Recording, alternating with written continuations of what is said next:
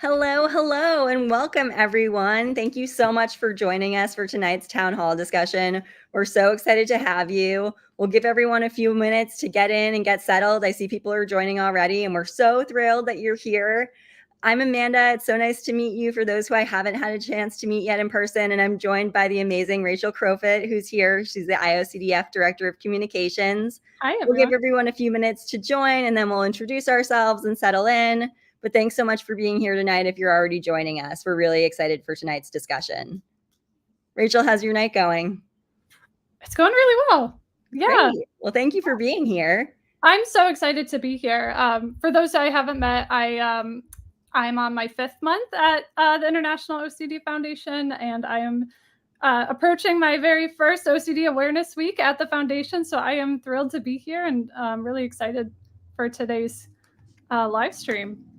Same. I couldn't be more psyched about this. I know. While we're all getting in and getting settled, I'm going to take care of a little bit of housekeeping. We just have a few announcements that we're going to make. This live stream is educational and is not intended to replace therapy. For treatment-related questions, please work with your provider or contact a local clinician. You can use the IOCDF's resource directory at IOCDF/find-help to find a clinician near you. The International OCD Foundation is not a crisis hotline. If you are in crisis or feeling unsafe, please call 988 Suicide Crisis Lifeline by dialing 988. You can also access online at 988lifeline.org or go to your local emergency room or dial 911. Finally, we want to create a safe space and be kind and respectful to everyone. At the end of the day, we're all here to support one another. A note that this is being recorded and broadcast on several social media platforms. Thank you again for joining us. And like I said, I'm Amanda and I'm joined by Rachel. We're so excited for tonight's stream. We're talking about preparing for OCD Awareness Week and sharing tips, tools, and inspiration for this great event. So just a little bit about OCD Awareness Week and how we started here. It started back in 2009, and it's a worldwide event that serves to dispel myths about OCD, break stigma around mental health, and provide education about the disorder and how to support those affected. IOCDF is really proud of the work we do during OCD Awareness Week, and we're really grateful to be able to carry this tradition forward. So we're really excited about talking to you tonight about this event, and Rachel's going to talk a little bit more about what our goals for this year's event look like. Yeah, hi everyone. So glad to be here today, and I can't wait to introduce our guests in a little bit and get some good tips and resources for how we can all help to spread awareness of OCD during Awareness Week. So as you likely know, OCD Awareness Week is coming up. It is the week of October 13th to 19th. And our goal for the week really is to raise awareness of what OCD actually is and to let people know about the amazing resources that are available to them. Particularly at the IOCDF, we know we have an amazing community who's extremely supportive, very helpful. We have great resources, awesome programming. So we want to let people know that these resources are out there for them. We also want to dispel the myths about OCD, and we want to help eradicate the stigma around it. So our aim today and really in the weeks ahead are to help support you in raising your voice, sharing your stories, and getting out into your communities to help us in this goal of raising awareness about OCD. So to help get you started, in addition to today's live stream, we also have our OCD Week page on IOCDF.org. So IOCDF.org/OCD Week. And I'll give you a little bit of a tour here. So at this page, you'll find tons of great resources and information, and we'll be updating this more over the next week or so. But already you can find some great stuff to get you started, including our Action Center. This Action Center is a great place to come if you'd like to reach out to your local officials and let them know that you want them to support certain policies that really affect the mental health and OCD communities. I love this Action Center. It's super simple to use. You can select the issue that you're most passionate about. You can select all of them if you'd like. Click send a message, and you just need to add in your address, and it will auto-populate with the officials for your area. And it's even, it will even know if the official that you are directing this to has already sponsored the bill, in which case you can send a note of thanks to them, or it will let you know if there are officials in your area who have not yet sponsored that bill, and you can customize this and send them a request to sponsor that particular bill. Another item we have is some great social media posts for you. You can just come down here, click on any of these facts that you'd like to download, and we'd love for you to share these on social media, these beautiful graphics with some facts on them to help spread awareness. We also have our great events calendar. So we really encourage you to come here, especially if you're going to be hosting any events during Awareness Week or after. Please fill out our form. We'd love to include them on our calendar and be able to help promote them for you. But during the week itself, we also have some great live streams going on. So these are our regularly scheduled live streams, but they're going to be taking an Awareness Week angle for the occasion. So our monthly town hall on that Tuesday is going to be focused on advocating authentically in unexpected places. That one's hosted by the amazing Katie O'Dunn. If you don't know her, you should definitely join that one. It's going to be a great conversation.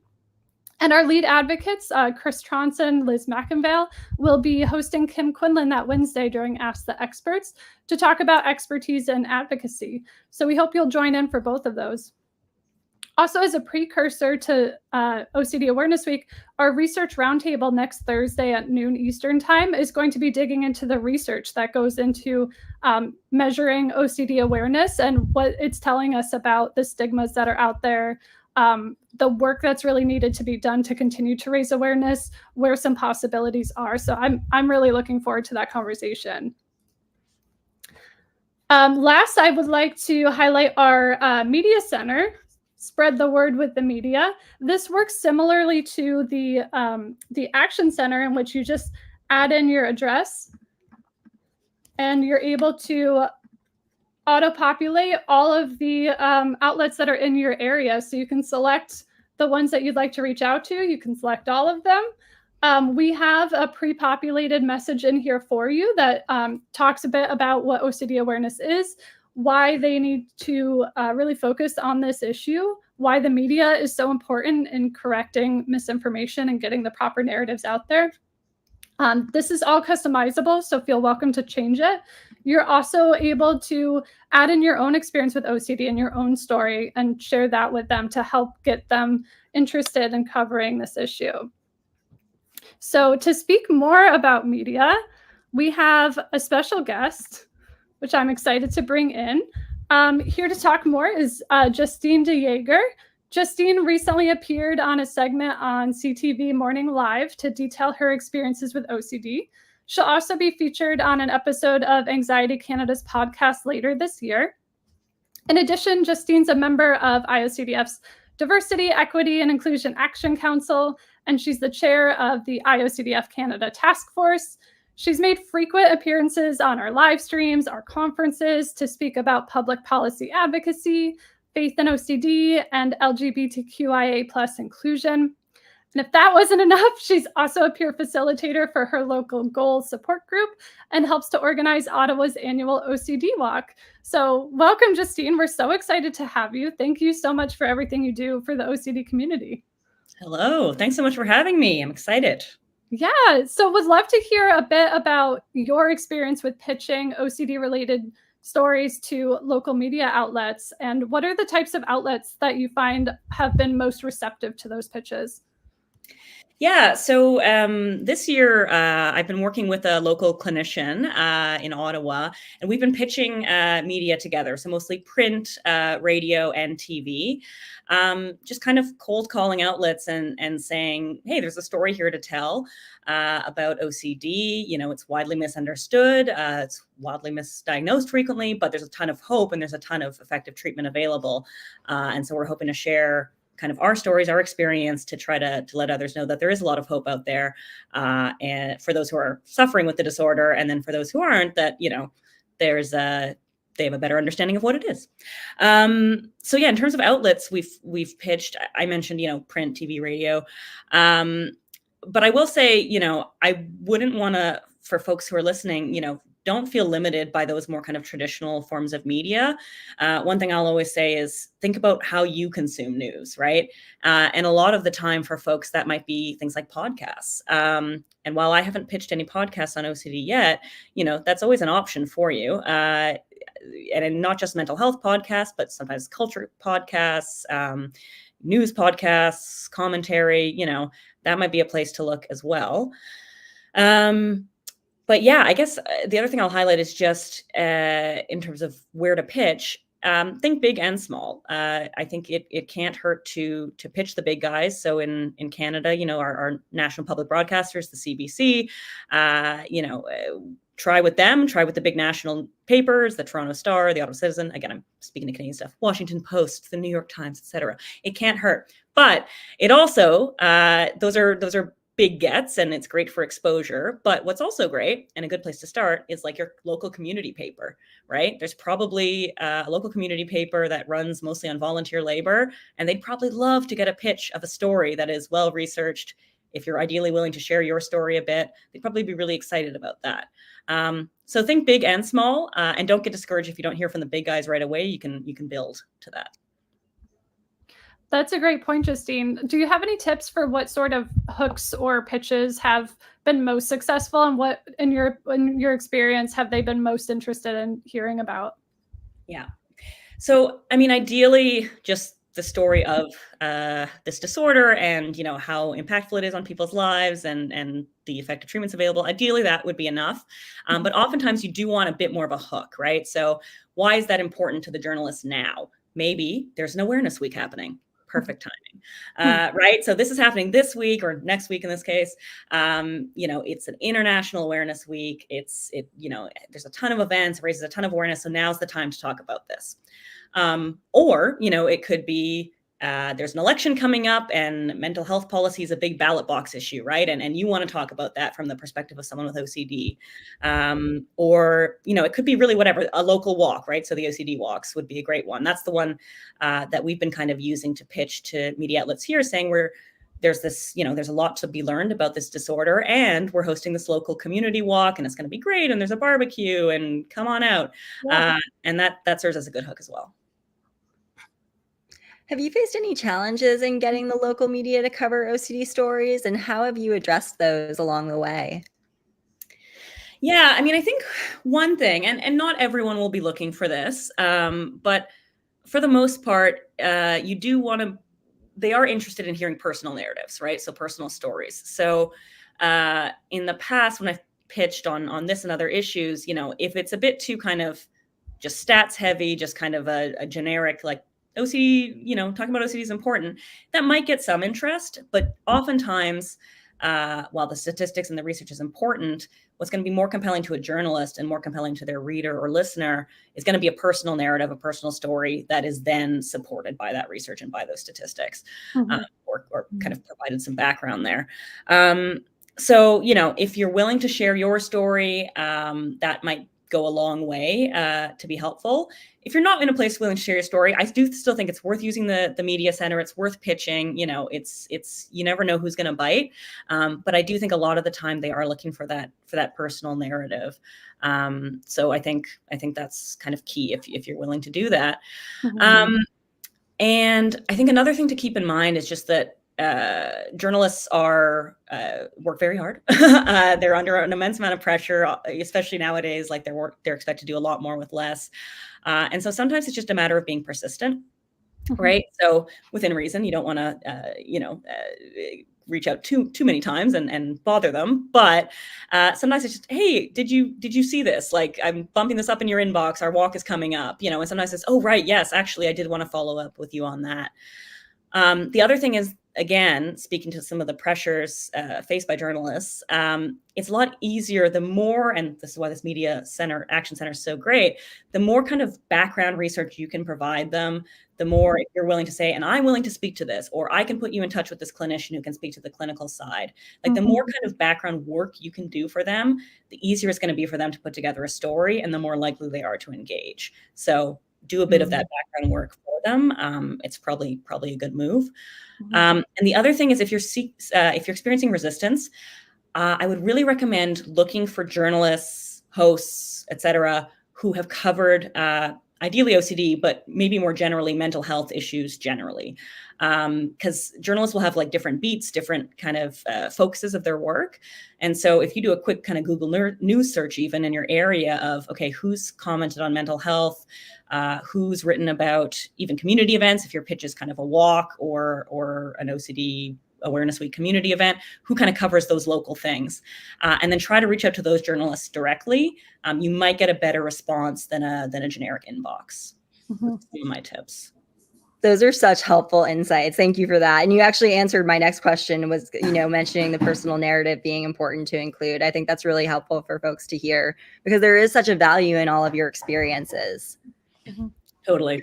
Yeah. I really think lead with that, but it's still helpful to throw in some of those background stats, right? To emphasize how important it is to address, because again, the journalist receiving your pitch might not realize, what the disorder is either.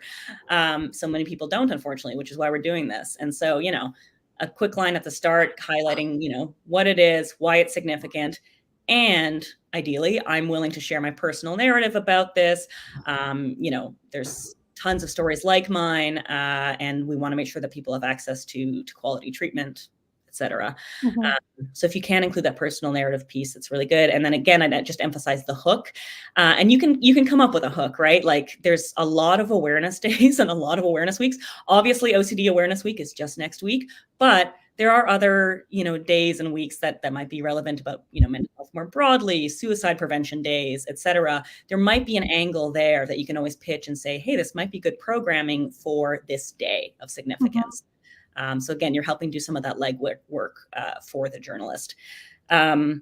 Also, including in your local pitches, I did want to highlight, if you have any kind of a personal connection to make the contact, that can be really helpful. So maybe there's someone in your support group, right, who works as a journalist or who has contacts at their local community paper.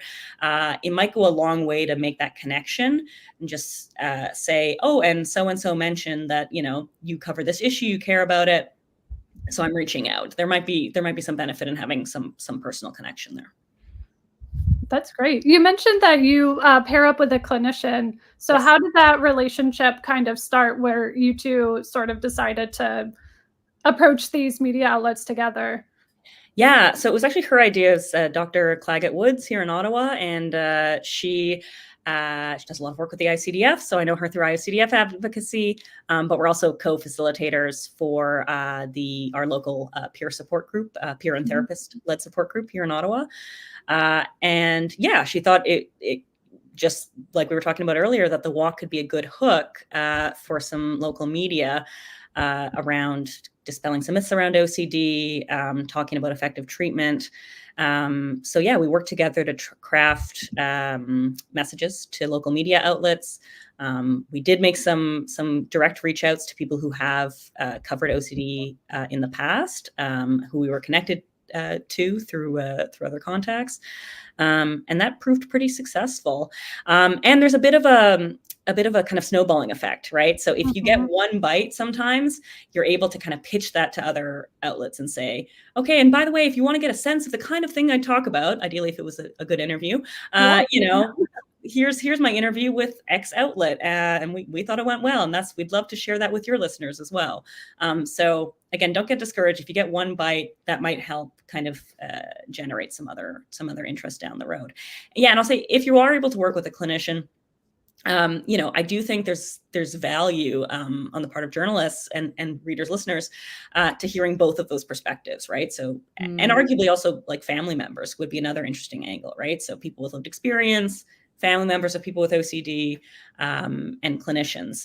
It's just another hook to say that we have these different perspectives. We can speak to both the clinical aspect and the lived experience aspect, and that might be more interesting to a journalist.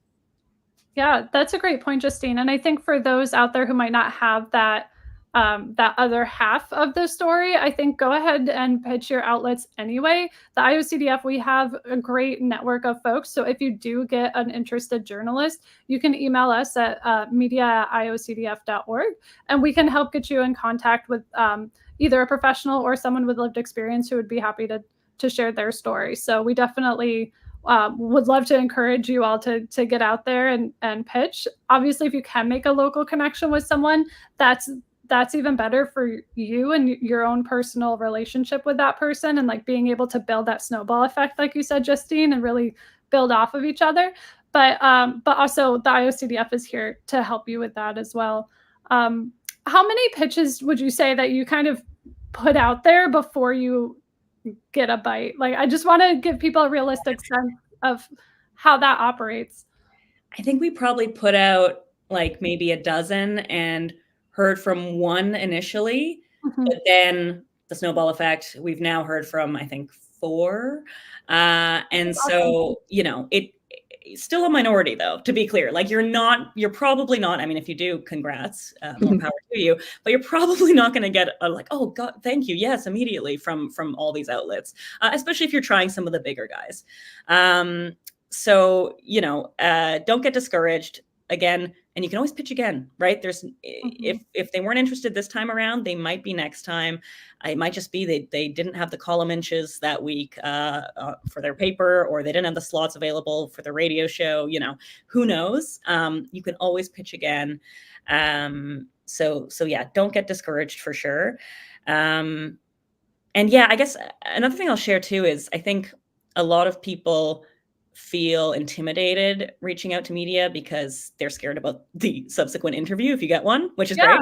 And I guess I just wanted to comment on that a little bit. Like, you know, I think one is remembering the why you're doing it can be really motivating. Of, you know, if it's someone with lived experience, presumably you're doing it because you want to spread awareness about this disorder, make sure that people have earlier access to effective treatment so that they don't have to suffer perhaps with the disorder the way you did. So that can serve as a motivating force for sure. But yeah, also I think just remember that, like, I think also there's sometimes a narrative that like, oh, it's like journalists are going to be like really hard on me, or like ask me really hard questions, or be really, and like, sure, there's a brand of that gotcha journalism that exists out there.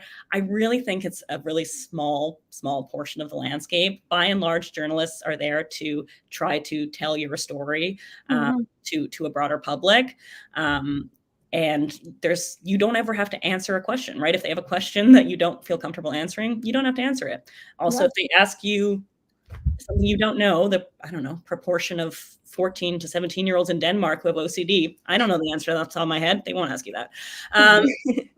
But you can say, you know, I don't know. But what I do know is that in our community, there are a number of people suffering with this disorder. And I'm here to tell them that there's hope. You know, you pivot back to your core message. It's really doable. So I guess try not to feel intimidated, because I think a lot of people feel like, oh, I could never reach out to media. But really, it's not as scary as it sounds. Yeah. And I think a lot of journalists, they want you to be prepared because they want to use their time well also. So you can also ask them, you know, what types of questions would you like to ask, or what information would you like to know? So you can really get that information ahead of time or feel comfortable going into it. So Justine, how do you prepare yourself for going into those interviews? And is it different if you're doing a newspaper interview versus an on-camera interview? Well, on-camera interview, you have to wear something that's not pajamas, for sure. So that's a thing to consider. Number one. I mean, I guess you don't have to, do you? But, you know, I try to put on a pant. But no, I'll say my preparation for each. I mean, first off, again, like, deep breath. If you're pitching media on OCD, you probably know it because it's probably your experience or the experience of a loved one, or you treat it or you research it. And so probably you can have a conversation with someone about this pretty easily, right? Like, you know this thing. So deep breaths. But I do like to be a bit prepared. So I do like to develop a few kind of key messages, right? So what do I want the reader, the listener, the viewer to take away? Particularly if it's like a TV spot that's like 4 minutes, right? That 4 minutes goes by very fast. And you're not going to be able to go into all of the various subtypes of OCD and all of the wonderful work of the IOCDF and all of the initiatives you have planned for OCD Awareness Week. There just wouldn't be time.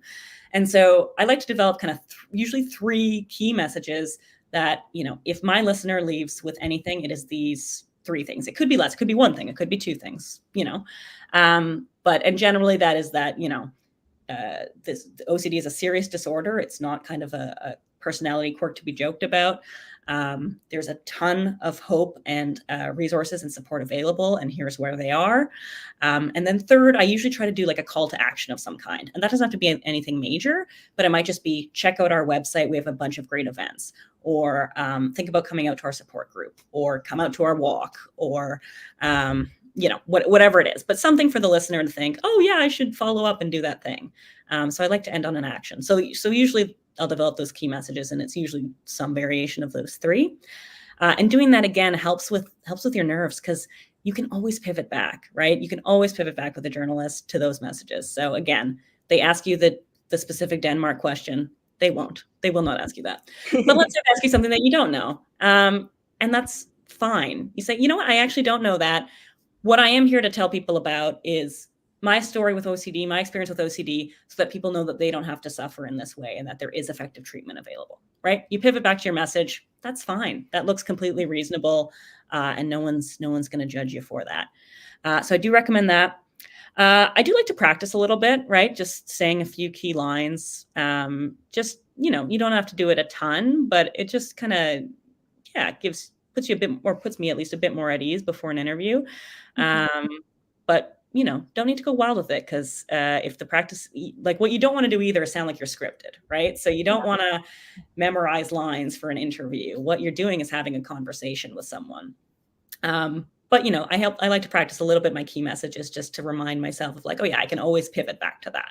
That's something I want to leave people with. Trying to think what else. Yeah, those are such helpful tips. Yeah, they really are. And I think, we all kind of assume that reaching out to media will provide awareness and provide a bump in event registrations or whatever. But do you have any sort of results that you've seen from your media appearances that have really shown you that it's worth it to go to this effort? Yeah, absolutely. No, we've had people reach out on social media, via our local Anxiety Ottawa website. Like, we've had people reach out and say, I saw this segment, I saw my experience reflected, or a similar one, and I'd love to get involved, or I'd love to kind of seek support resources, or what have you. That happens a ton. And yeah, so it's definitely worth doing. I really can't emphasize that enough, right? Because you never know who you're going to catch on their morning drive to work on the radio, right? Who might be really struggling with this and not know what's going on, and hear your story and think, oh, I feel seen by this. And it turns out there's a name for this, and there's resources available. And that's a pretty cool thing. So even if it's one or two people, that's major. Because think if you were in their shoes and you were that person, right? Exactly. It would be great. Yeah. I guess the other thing too, I'll emphasize, just in terms of kind of hearing from folks and seeing tangible results out of this, make sure if it's TV or radio, make sure you ask for the clip. Usually it's posted on a website, but get the clip of the audio or the video so that you can share it on social media. Again, people don't generally consume media in the way they used to, many people. It's oftentimes clips on socials. And so the more you can share that stuff on social, the more it kind of directs them to the source material, and hopefully they'll engage with it there. And so, because we do see a lot of engagement through social media once those pieces are shared, and not just if they're kind of sitting on a website of the news outlet. Mm-hmm. I know when we shared your clip that you recently did with CTV, it went crazy on our socials. So yeah, it definitely gets a lot of traction there. Yeah, that's really helpful advice. It's probably because of the pants I chose to wear. They were stylish. I love it. You provided such great advice to folks already, but if you could sum it up into just a couple bullet points, really, what would your strongest advice be to folks who are hoping to get that local media coverage? Yeah, I think, one, ask yourself why you're doing it. Good motivator, good reminder of why it's important to you and why you want to share your story, or at least information about OCD.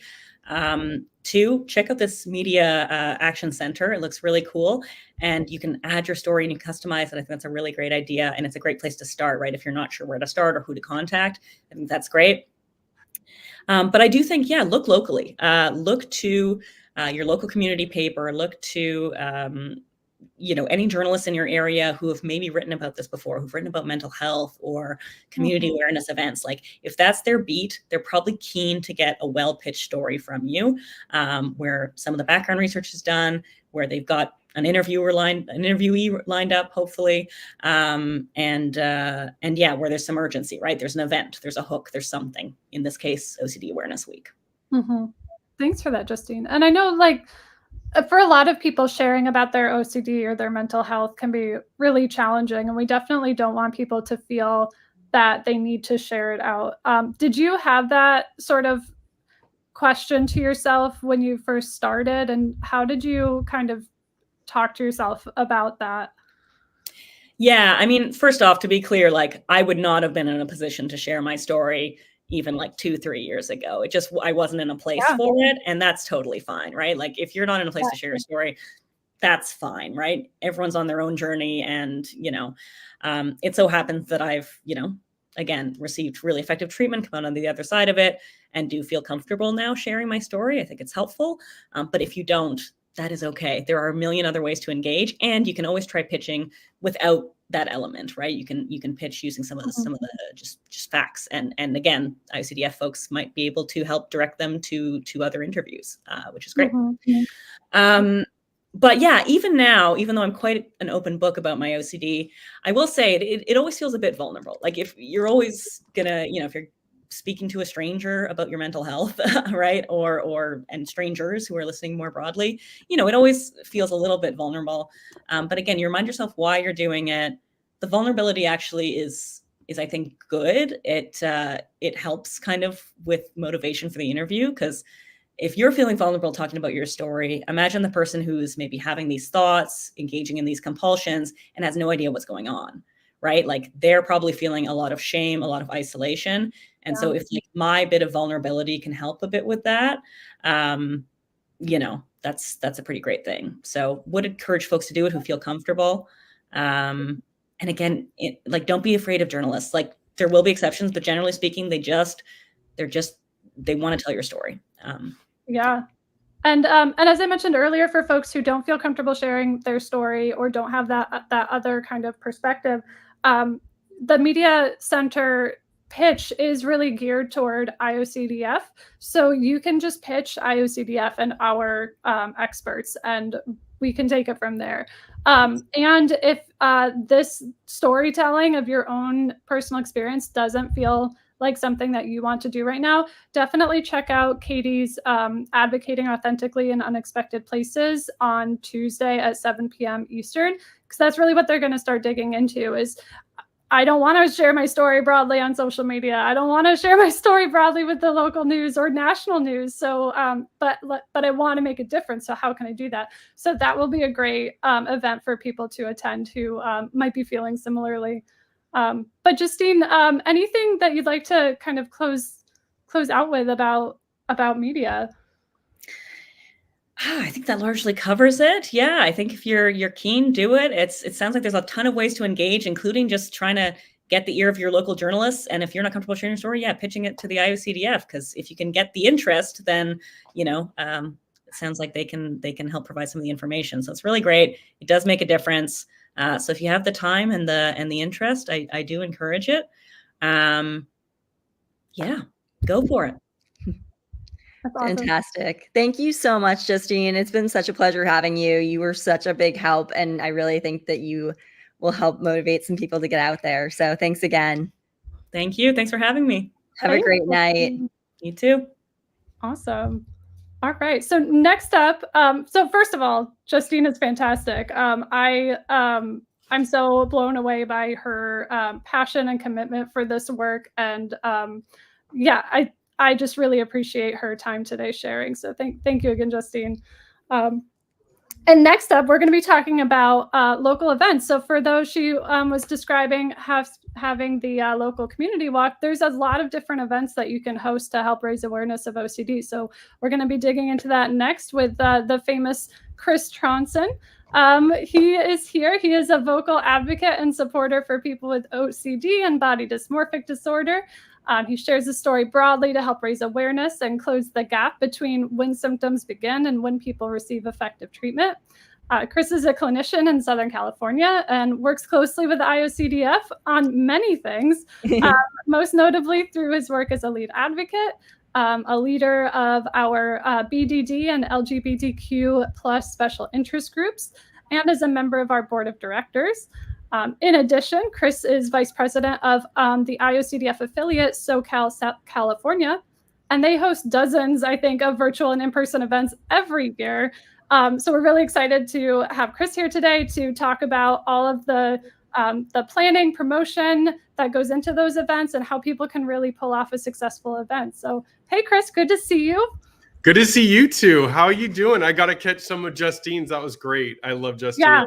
What you all were talking about. And I'm glad you're doing this stream, getting people prepped for OCD Awareness Week, one of the biggest weeks for our community. So I'm so excited to be here. Yeah, thanks so much for your time. And I know you've always been such a big proponent of. Oh, no. Oh, did Rachel just freeze? I wasn't sure if it was just me.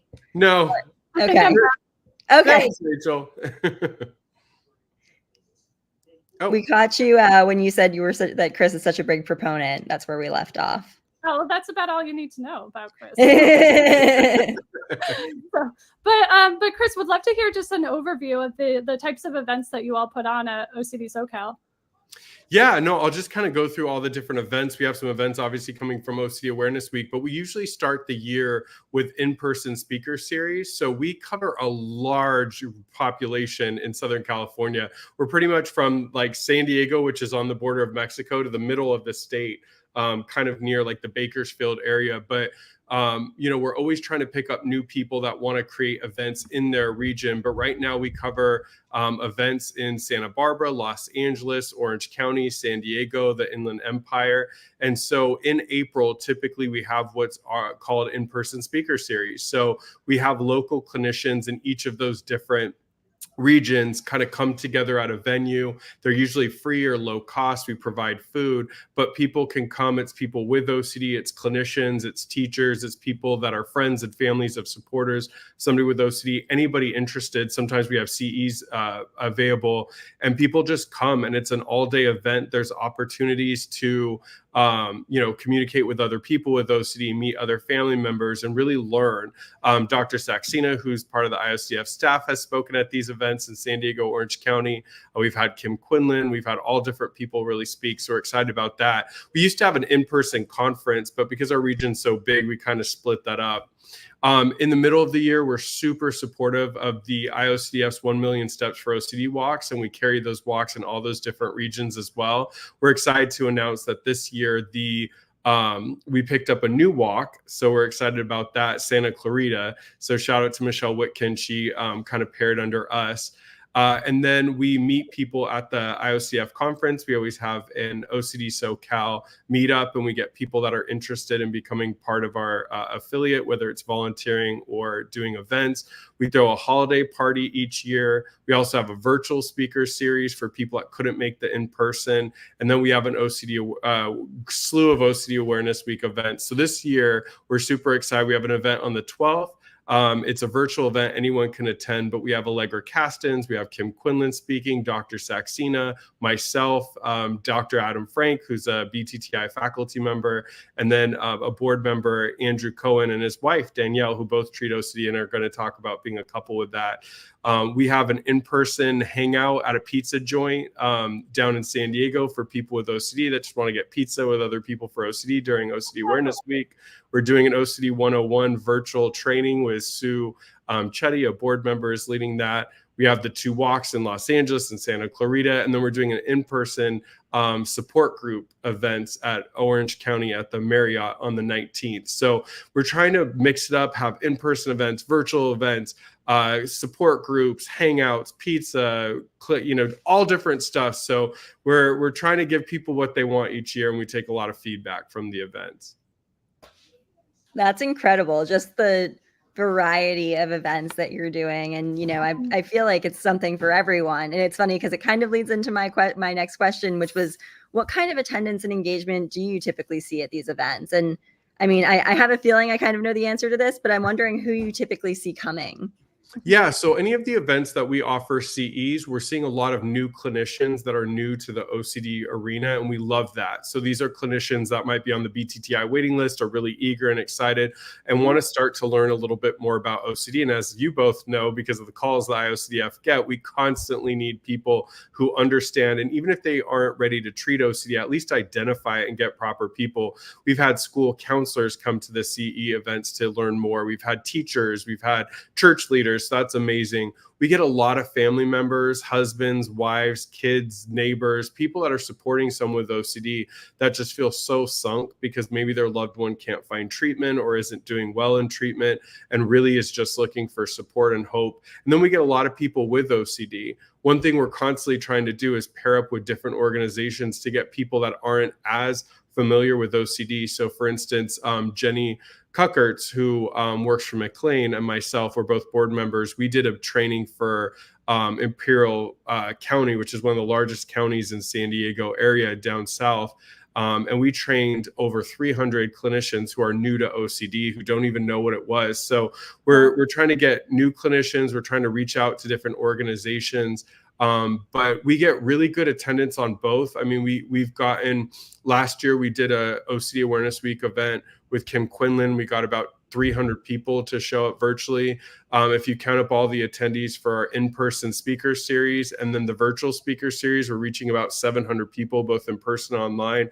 So people are hungry for events. They want to come out and meet people, but they also want to be in their living room and watching. But we're trying to always, like you said, Amanda, trying to have events that we can think of anybody who is somehow impacted or interested in OCD will find something valuable in these events. Mm-hmm.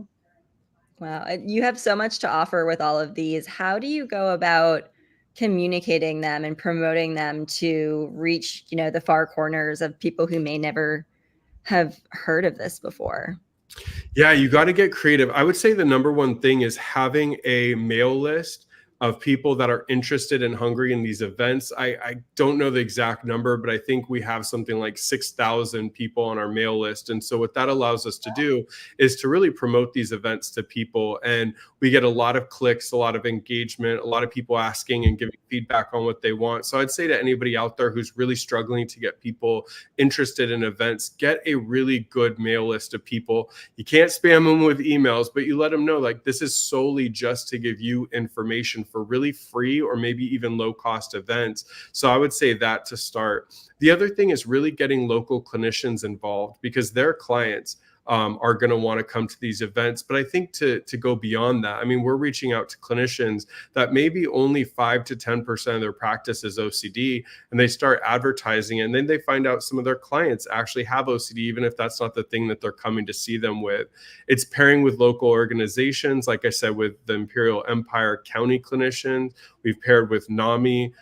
We've reached out to different treatment centers that maybe have an OCD treatment center, but also DBT and others. So it's starting to make those connections with places that maybe we don't reach just from our typical mailing list and social media, which is important, but we constantly want to bring in new people, trying to reach out through Kaiser, through insurance companies as well to let them know about these events. So schools is a good touch point. We're really excited about the launch of anxiety in the classrooms because that can help as well. So it's trying to find people that maybe haven't come to our events before.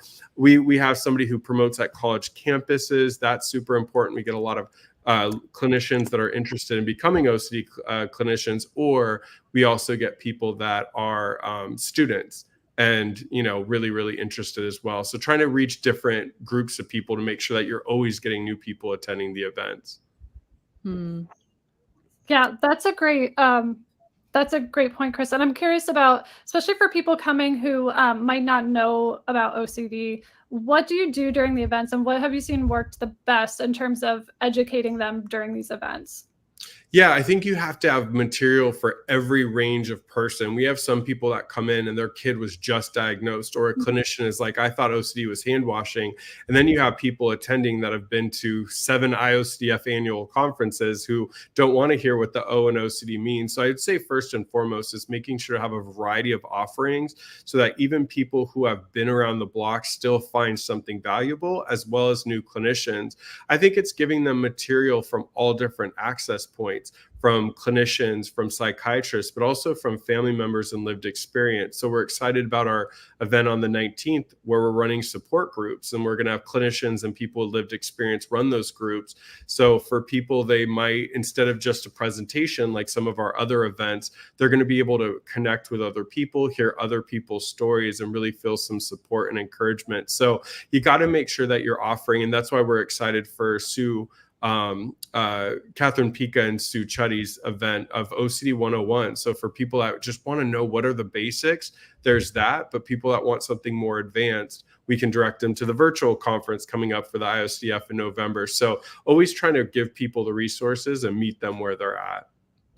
Great. And can we dig in a little bit to the carnival event that you and I have talked about before? Because I just love this idea of having an event that's really intended for the community, and then kind of like adding in the OCD component underneath it. I think that's such a great way to sort of bring people in and get them in a spot where you're able to provide them that information.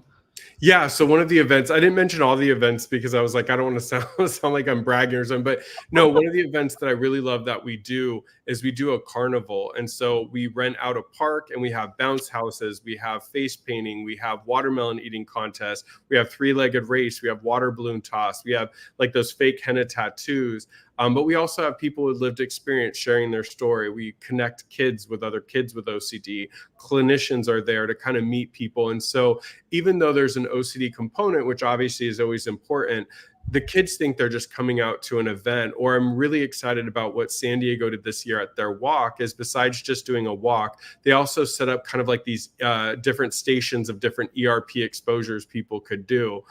So it gives people a chance to not always be about OCD. I mean, we always want to have a balance. Like our holiday party, for instance, last year we had 2 actresses from LA come down and kind of do a performance. One is a one-woman play, another one is a voice actress who did a bunch of different cool stuff. So it's sometimes people want to be with other people with OCD, but maybe not talk about it. So that carnival, you're seeing kids balloon toss. And then look, sometimes it's an exposure. You know, somebody's eating watermelon and getting the juices all over, and that's triggering. Or somebody's afraid the henna tattoo might have a chemical in it and get them sick. So sometimes it's still exposures, but the main thing is just to give people an opportunity to feel connected with other people, but also just have a good time, connect. The holiday parties, singing music together. I mean, we were doing karaoke at our holiday party this year. I'm not singing it because I sound like a dead cat, but Rachel and Amanda, if you're good at karaoke, please come out December 7th and sing with us. But just giving people an opportunity to just have a carnival, have a party, just have a good time. Yeah. And I'm glad you mentioned the exposures, because I've been seeing this popping up, which I think is great, having these sort of exposure booths and opportunities. Could you talk a little bit about how to do that responsibly?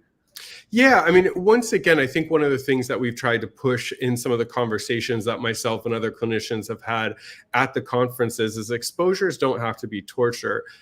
Exposures are an opportunity to reclaim your life and to get back into things that you haven't done. So an example is one person, it wasn't at our event, but an event I went to where they had exposure booths. Somebody brought their cat.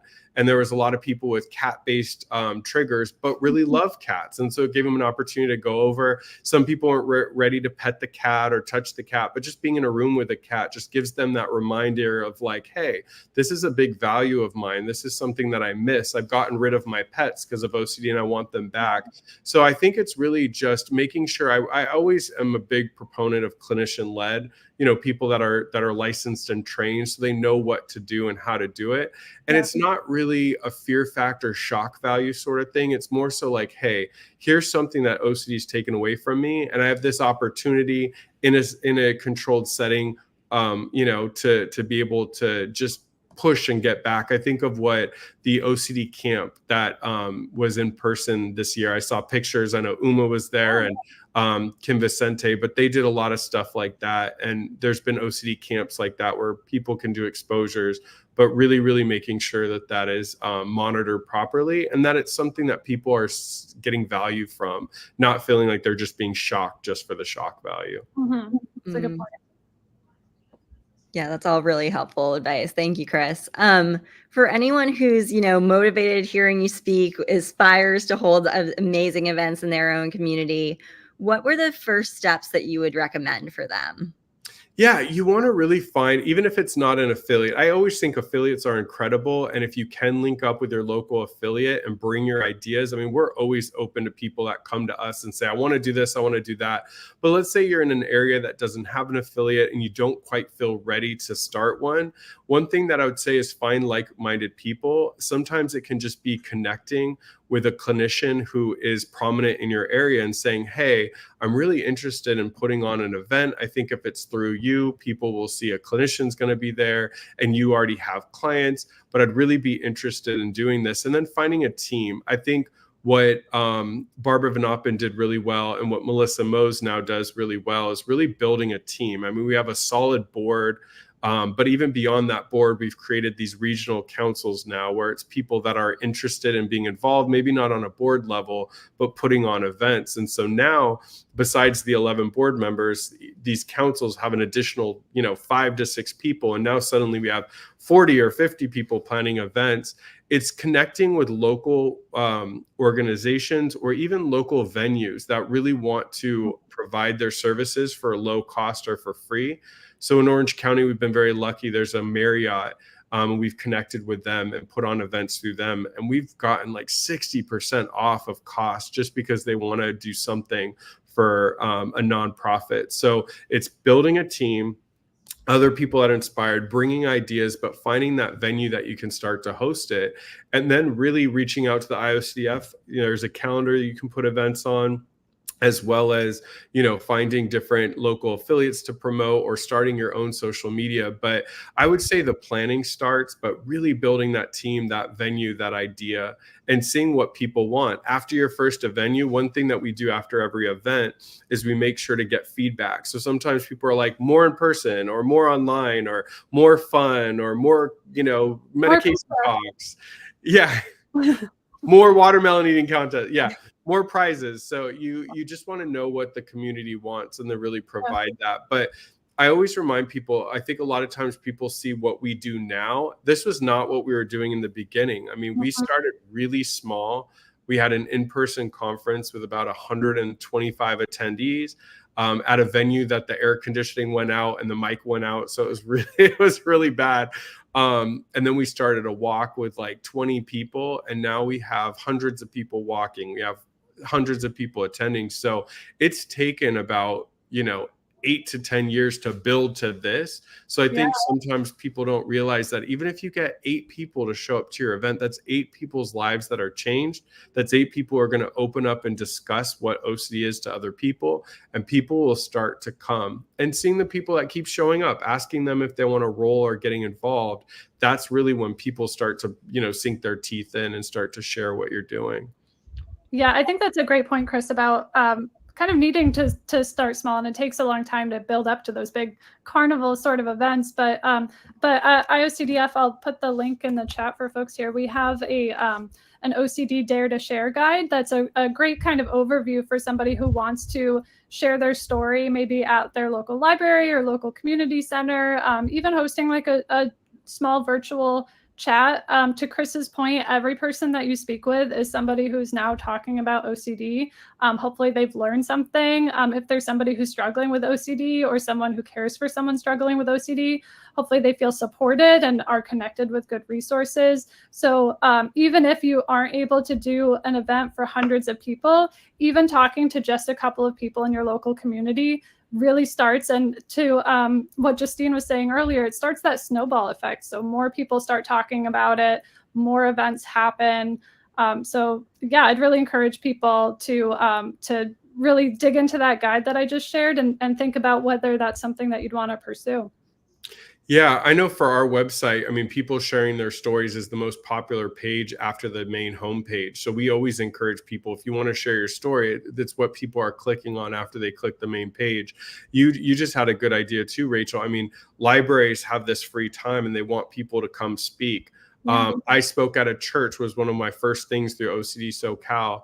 Even before I was a clinician. And I had so many people come up to me. A lot of people were impacted. My grandfather was a hoarder, and a lot of people were like, oh my God, my mom hoards. And that got them interested. Where can we find more information? That got them to sign up. So it's going in these venues that are hungry for OCD. I know NAMI doesn't have a lot of OCD resources, at least in Orange County and Southern California. So they're always wanting us to link up and do the OCD stuff. So definitely those kind of things. But you'd be surprised. Every time you go out, you touch more and more people and more people share. So I think if people start off and they don't have a big crowd and they feel discouraged, that's all. We all started that way.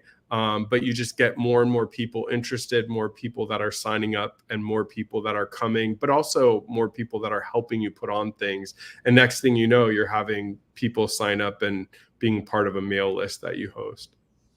That's awesome. That's inspiring to hear. Well, thank you so much, Chris. We really appreciate you joining us and sharing all of your tips and tricks for events. And, we all just are so grateful for what you all are doing out there in California. So thank you again for your commitment. Yeah, thank you. And thank you to IOCDF. I mean, OCD SoCal knows that we need your support, and you guys have always been super supportive. And we're trying to, on the West Coast, do the work that y'all do so great in the East Coast. But I just, my kind of final thoughts before I leave is just, local is so important. I mean, I think what we do in the live streams, what we do at the conferences, what I do on the board, what the board does, all that stuff is incredible, but those touch points on the ground. And when we have events, we're always promoting the IOCDF and people are signing up. And then we see people at the conference and they're like, hey, we saw you at your event in San Diego, and now we're here. So, local is so important, and you start to get to know the teachers, the principals, the school, the local treatment centers, and then suddenly you're building a hub of OCD and resources. And that's what we hear from people across the country that are like, oh my God, we wish we were in your region. But as more and more people are building a really strong system in their local communities, we need the IOCDF, we need the international, huge kind of touch point and those local touch points as well. And when people start to build hubs, it's going to be great when people are like, hey, you're in Kansas, awesome, this whole region has resources. Or you're in Alaska, there's this whole group now that's building something. You're in Canada, you're doing this. So anybody doing really strong, solid work in your local community, you are making a world of change for people that maybe 5-10 years ago had no resources and are so happy that they now have a local hub so strong. So, and thanks Rachel and Amanda for having me on and for doing this. I think it's so exciting to kick off OCD Awareness Week. Yeah, of course. It's great to see you. Thank you so much, Chris. Thanks, Chris. Have a great night. Take care, you too. Thank you so much. Afternoon for you. Yeah, it's still like midday. I could still go for like a jog and go get dinner. I know. I always feel bad. It's like so dark behind you. If I had my windows open, it's like birds are chirping and stuff. So. It's always like that. So, have a great rest of your day. Thanks again. Great to see you, Chris. And something I added into the chat now too is the IOCDF calendar. So if anyone is hosting an event, whether it's just a small talk at your local library or whether it's a big carnival or pizza party, please add your event to our calendar. There's a form link there for you to add in your event, and it'll be featured on our OCD Week webpage, and we'll also be sharing out every day on social media the different local events that are happening. So be sure to get those in over the next week so we can make sure that we're able to help support you and promote it. So thanks again, Chris. I always love his insights, and just the events that they do at SoCal are incredible. So that was a great discussion.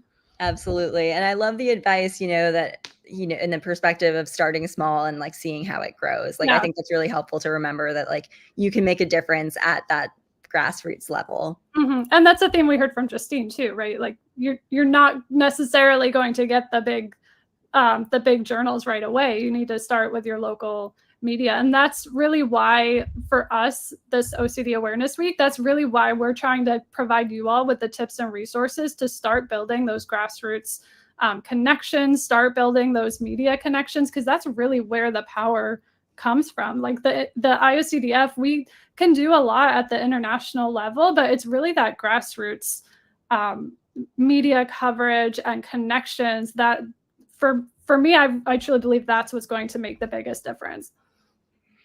Yeah, well, I'm really excited to transition us into the next part of our conversation and to welcome in our next guest, because it's a really important discussion for reaching out. So I'm going to bring in Callista Dwyer. Callista, thanks so much for joining us.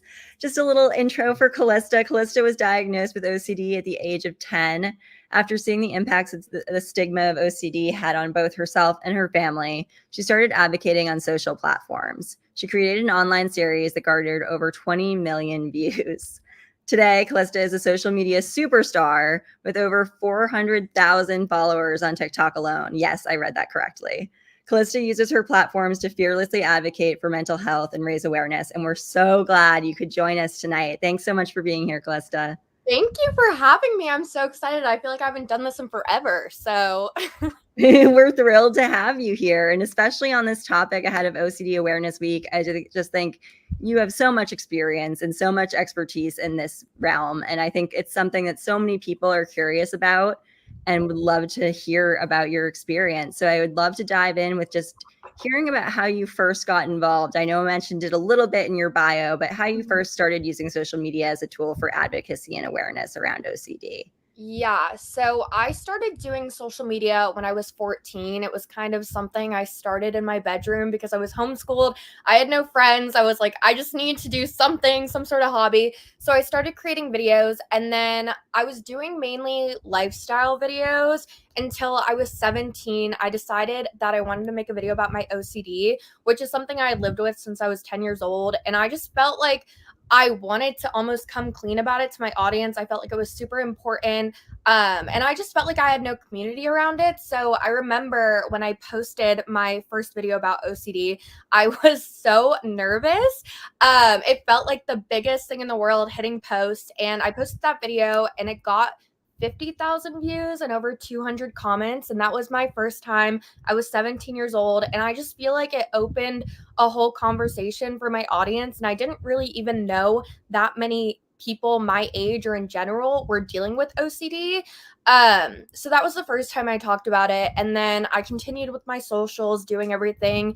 And then when I was 20, I ended up doing an outpatient program because my OCD got so severe, I needed to do outpatient. And when I came back online, because I had taken a break, I felt like it was kind of, I don't want to use the word fake, but it just felt unimportant to post about, this is the hair product I'm using, or this is my outfit of the day, because I had went through something so life-changing. So I decided that I would start talking about OCD. And that was when I started posting. I started on TikTok, and I kind of started talking about the stigma at first, and then the more comfortable I got with it, I started sharing my story. I did videos about what OCD is in general. That video got 2 million views, but then I also started talking about my experiences and doing exposures with my audience, which was kind of an interesting, I guess, take, because I'd never seen anyone actively doing exposures. So I would be like, I don't know, come do this checking exposure with me or something. And I found a lot of community through that. I touched a lot of kids. And, being so young when my OCD started, it started at 10. I did my outpatient at 20. I felt like my life was over because of how severe it was at the time. And I think it's really important to show young kids and young adults, which is the audience that I have, that you can still live a meaningful and fulfilling life but with OCD. You know what I mean? Like, you can go through a pretty bad episode or phase with it, but you can still come out of that and do something amazing. And so it's just been really awesome to use my platform for something good. I feel like it gives it meaning. Having an audience is super fun and stuff, but if you're not doing anything meaningful with it, it doesn't really feel that great all the time. So that's kind of how I got into it. So amazing. Your story is just so incredible. Thanks. That's great. And I think a lot of what we're talking about today is how to get the word out and how to help people who are out there who are suffering. But it sounds like for you as well, the social media aspect and putting your story out there and building that community was also for you in a lot of ways and helped support you. Could you talk about that a little bit? Yeah, no, I mean, so when I did my outpatient at 20, that was the first time I had ever met other people with OCD. Like I said, I got diagnosed at 10. So from the time I was 10 to 20, the only people I ever saw with OCD were on VH1, on one of those like television shows. And I had never heard of anyone else having it. So when I did my support group in my IOP, it was so life-changing to meet other people with it. So I guess posting online, I got to see how many people actually in general just have it. You know what I mean? Like in your support group, it's maybe like 6-10 people, but it was crazy when I started posting online to see just how many kids deal with it too. And even now, like I talk about OCD pretty often on my platforms. I'm actively in therapy. I'll be like, okay, I'm going to OCD therapy. I was actually there today, like 3 hours ago. And I'll just talk about like I'll talk about vaguely like exposures I'm working on, things like that. And I feel like my audience and I can kind of root each other on. We'll just be like, oh, like I did this exposure today, and people will be like, oh, that's great. I don't know. I mean, it's definitely interesting sharing about something so taboo, but I find it to be almost liberating to not have it hold me back, because I feel like there's so many misconceptions about what OCD is and that it's super clean. I can tell you right now, my room is so messy. But you know, it's about spreading those or breaking the stigma and doing all that. And I just feel like my audience really helps me with it. So That's awesome. Thank you, Callista. What do you? I loved hearing about the reels and TikTok videos that you do with the different exposures and kind of like a ride along, if you will. But what do you find are some of the most effective ways for reaching people, and what videos do you see getting the most views? yeah, so for me, I see. So it depends on what platform you're on. So I think in general, any platform that you're using, SEO would be the biggest tool. I'm sure you guys know about that. So on Instagram, for example, they say to use about 5 hashtags, so you don't like overwhelm the system. And they're all supposed to be pretty similar, but like nicher versions of it in each hashtag. And then also what I like to do is use keywords themselves without the hashtag to kind of help with the SEO. So that's like the biggest thing I think is just utilizing SEO. Also going on Google Trends and looking up what people with OCD are looking up. That's super helpful for video ideas. YouTube Shorts. Have you guys gotten on YouTube Shorts? It's a new platform. Not yet. You're ahead of us, Callista. I just started on YouTube Shorts recently. YouTube is putting a ton of resources behind YouTube Shorts, and I have posted a couple about OCD, and they've done pretty well. So I think that is going to be like a force to be reckoned with soon, especially with like the whole TikTok controversy. So I think that YouTube Shorts is a really good place to start if you're new, because the algorithm is super new. So they're kind of like, you don't really need an audience on there. Instagram has changed the algorithm. I will say it's really good about pushing out your content, in my opinion. It pushes out past your audience. So like even if my audience isn't necessarily responding well to a video, it will end up pushing it out to like a wider audience, which is super interesting because then you can find different people than who follow you. Another big tip I have is being genuine. You know, I am not perfect. You can probably tell by the way I public speak. I'm not perfect by any means. I don't have, you know, all the right wording all the time, but I feel like with my OCD content, the reason it resonated so well with people is because I was just genuine. I was like, you know, 22 at the time. I'm 25 now, but I wasn't trying to be perfect in my wording, or I wasn't trying to act like I had it all figured out. I'm very open that this is just a work in progress, my life with OCD. So I think being genuine about where you are, what you're dealing with is really important to garner and actually make an impact on people. So yeah, and for me, I just have lived experience. I don't try and go on and act like a doctor or act like I have a PhD or anything, because at the end of the day, I just live with OCD. So that's kind of the perspective I have to give online. So I think it's about also knowing where you're at and what you bring to the table in terms of advocacy. And for me, that's lived experience. That's That- really helpful. Sorry, go ahead, Rachel. Oh no, I was just thinking like that authenticity, I think, is really super important to connecting with people and helping them feel like part of that community. So I love that. Yeah. I was going to emphasize the authenticity piece too, and what you were Mhm. saying about being genuine, because it reminded me about what Justine was saying about the value of your story and how reporters are genuinely just interested in who you are and what your story is. Because as someone who has OCD, your story is so unique and there is so much value in it. And I really am glad to hear that come up again in this conversation. So thank you for that. Yeah, no, and I think it's also when it comes to being authentic, like people, I guess for me, I don't always, OCD can be a pretty hard thing to talk about because it is so personal and it can be so traumatizing. But for me, when it comes to my audience, I use humor to deal with things sometimes, and that could be inappropriate. But it's like, I think that's why my audience does relate to me so much, is because I'm not always like, this is, I'm down and out and I'm so bad, because I do use, humor to deal with it sometimes. And I think that also comes across more authentic sometimes, is that I'm not, trying to make it seem like everything's perfect. Yeah, that's a great point. I was curious about the most effective ways to sort of teach people about OCD in such a short time frame. For people who might not have ever heard of OCD, or who likely have heard of OCD but think of it incorrectly, what do you find are the best ways to sort of change that narrative? To change like the misconceptions about OCD online? Okay, yeah, no. So I think when it comes to that, I think it's important to be authentic, like we were just saying. But when it comes to like trolls or anything like that, I feel like I'm making content for an audience that wants to learn and people that want to hear my experience and take away something from it.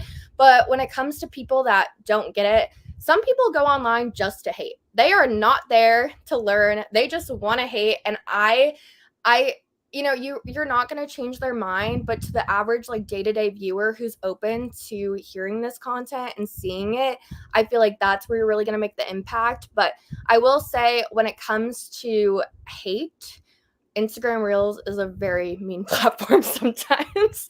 I feel like they're one of the hardest, but yeah, I don't know. I mean, I hope that answers your question.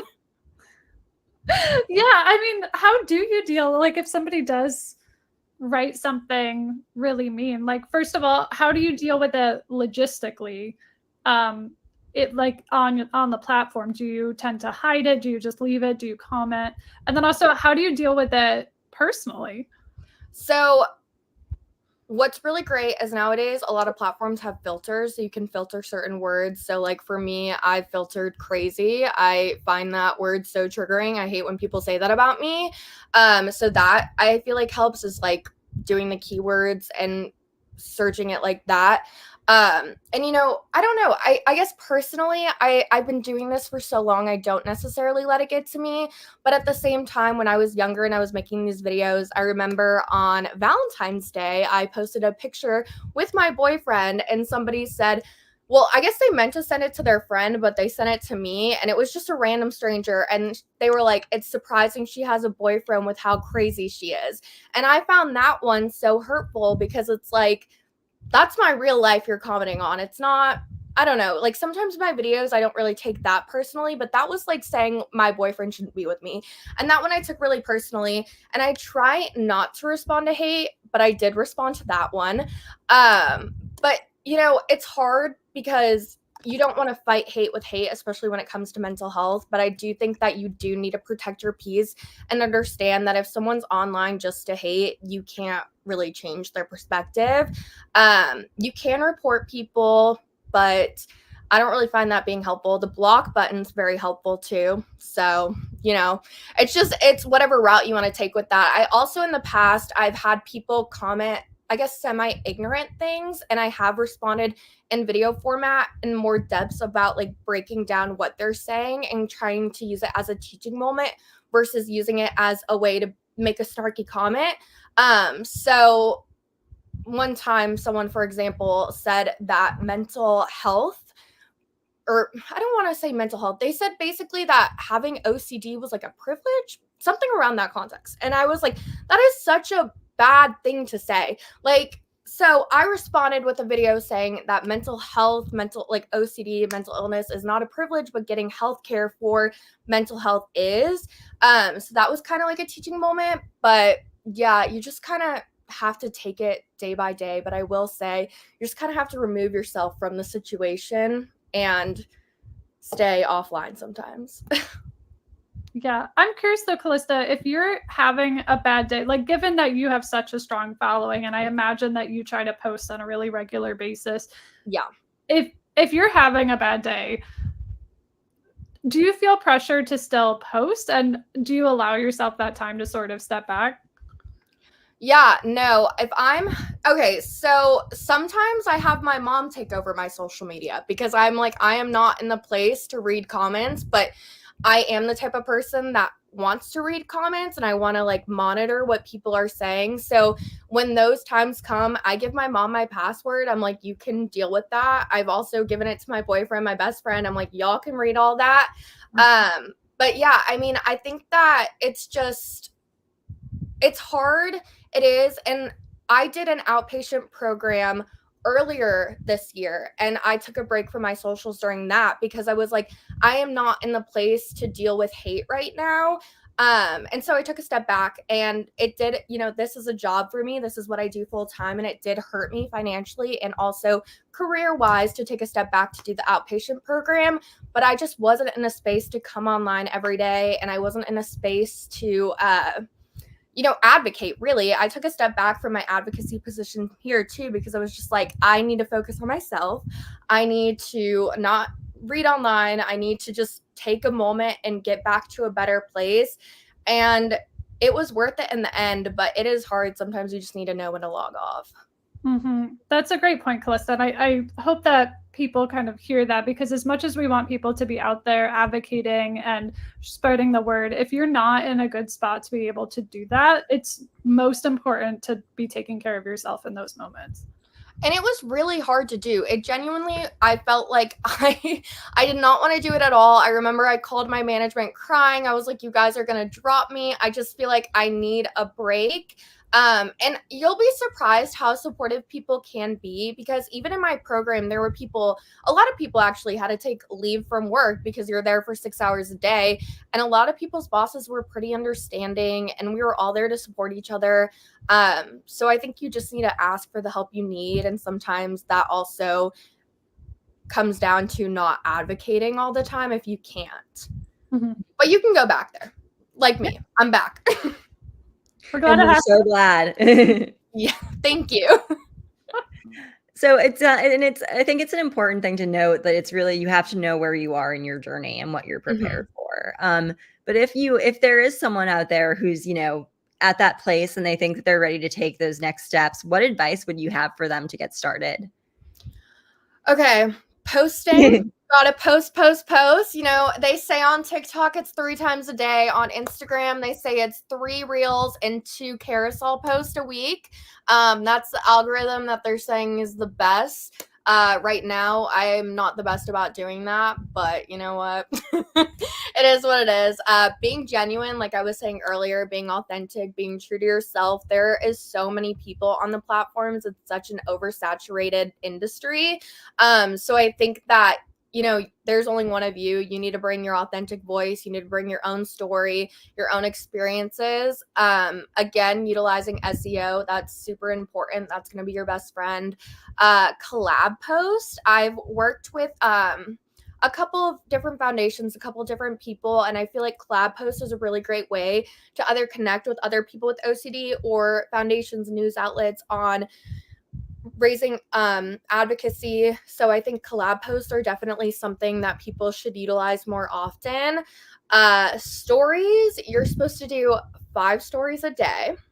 They don't really want you doing much more than that, to be honest, but I do. So but yeah, when TikTok or Instagram comes out with new tools, you're supposed to utilize them because they will favor you in the system if you're using those tools, because they want to build them out. And then the last tip I have is, if you are going to do Instagram advocacy, threads, they're really pushing right now. And if you utilize threads, then they're going to push your content more in the actual feed. So Those are my tips. That's what I've been doing so far. It's worked a little bit. So I'd say a little more than a little bit. yeah, no, I'm like, if anyone needs to DM me and take notes.